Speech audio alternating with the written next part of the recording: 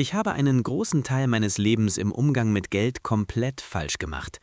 Wenn du mit deinem monatlichen Gehalt kein ordentliches Geld sparen kannst, dann ist das deine falsche Strategie. Ob ein Mensch arm oder reich ist, liegt in seiner eigenen Hand.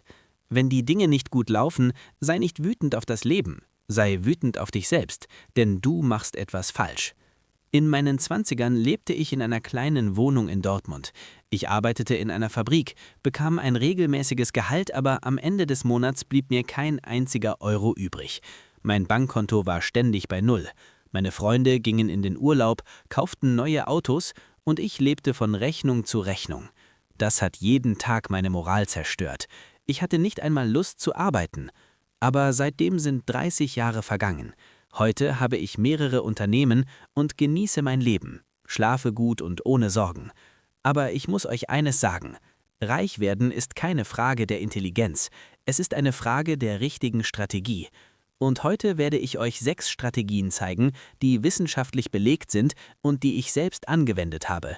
Mit diesen Strategien kann es viel schneller gehen, 10.000 Euro zu sparen, als ihr denkt. Für viele Menschen kann es sogar einfach sein. Erste Strategie: Ulysses-Vertrag. Stell dir selbst eine Falle. In meinen 20ern war mein größtes Problem: jedes Wochenende mit meinen Freunden in Köln in Bars gehen, unnötig teure Kleidung kaufen und jedes neue elektronische Gerät sofort haben wollen. Ich sagte mir, dieses Mal gebe ich nichts aus. Es hat nicht funktioniert. Ich bin immer wieder in die gleiche Falle getappt, bis ich auf einen wissenschaftlichen Artikel gestoßen bin. Dort stand: Wenn du dein zukünftiges schwaches Ich kontrollieren willst, muss dein heutiges starkes Ich eine Falle stellen. Das nennt man einen Ulysses-Vertrag. Und bei mir hat Folgendes funktioniert: Ich gab einem Freund einen unterschriebenen Scheck über 200 Euro. Wenn ich an diesem Wochenende unnötig Geld ausgegeben hätte, hätte er ihn eingelöst. Das klingt vielleicht verrückt, aber an diesem Wochenende bin ich zum ersten Mal zu Hause geblieben und habe das Geld gespart. Wie kannst du das anwenden? Erster Schritt: Erzeuge Reibung beim Ausgeben. Nimm deine Kreditkarten aus dem Portemonnaie und lass sie zu Hause. Manche frieren ihre Karten sogar in einem Glas Wasser ein. Sie müssen erst auftauen, bevor sie benutzen können. Übertrieben? Vielleicht, aber es funktioniert. Zweiter Schritt: Sei jemandem gegenüber verantwortlich. Sag zu einem Freund oder deinem Partner: Wenn ich diesen Monat mehr als 150 Euro ausgebe, gebe ich dir 50 Euro. Glaub mir, die Vorstellung, jemand anderem Geld geben zu müssen, macht dich viel disziplinierter. Die Sache ist, je schwieriger ein Kauf wird, desto seltener machst du ihn. Die Psychologie beweist das und ich habe es selbst erlebt. Zweite Strategie: Automatisches Geldsystem. Verlass dich nicht auf Willenskraft. Willenskraft ist nicht unendlich. Studien zeigen, unser Gehirn trifft täglich Zehntausende Entscheidungen und jede kostet mentale Energie. Am Abend ist das Gehirn müde und genau dann treffen wir die schlechtesten finanziellen Entscheidungen. Ich habe das selbst erlebt. Morgens sagte ich mir, heute kaufe ich nichts Unnötiges. Aber abends nach der Arbeit war ich müde und habe im Supermarkt alles Mögliche in den Einkaufswagen gelegt, besonders wenn man hungrig einkaufen geht. Mein System funktioniert so: Sobald mein Gehalt auf dem Konto ist, werden automatisch feste Prozentsätze verteilt.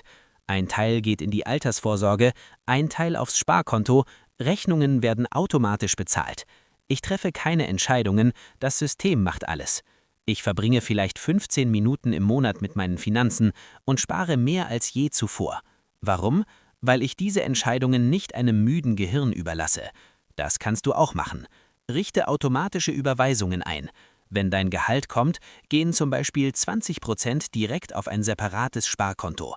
Dieses Geld siehst du gar nicht und gibst es deshalb auch nicht aus. Dritte Strategie: Die 30-Tage-Regel. Dopamin kostenlos bekommen. Wissenschaftler haben herausgefunden, wenn wir etwas kaufen, wird Dopamin ausgeschüttet. Aber der Großteil passiert nicht beim Besitz, sondern bei der Vorstellung des Kaufs. Das bedeutet, die Vorfreude ist stärker als der Besitz selbst. Ich habe das früh gemerkt. Ich wollte einmal ein teures Gerät kaufen. Ich war total aufgeregt. 2 Wochen später war es mir egal.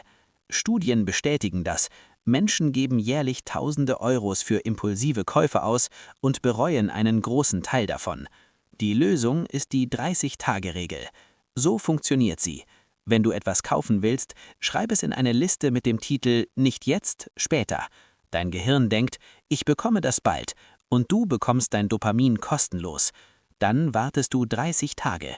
Mit über 95%iger Wahrscheinlichkeit wirst du nach 10 bis 12 Tagen denken, warum wollte ich das überhaupt? 4. Strategie. Eine Regel. Kaufe nichts Neues, ohne das Alte zu verkaufen. Einmal brauchte ich einen neuen Wintermantel. Ich fand einen für 450 €, schlechte Qualität. Dann ging ich in einen Second-Hand-Laden und fand einen hochwertigen Wollmantel für 15 €. Alte Qualität ist oft besser und günstiger. Die Regel ist einfach. Brauchst du es wirklich? Kauf gebraucht statt neu. Wenn du etwas Neues kaufst, muss das Alte weg. Wenn du bisher ohne etwas leben konntest, brauchst du es wahrscheinlich gar nicht. 5. Strategie.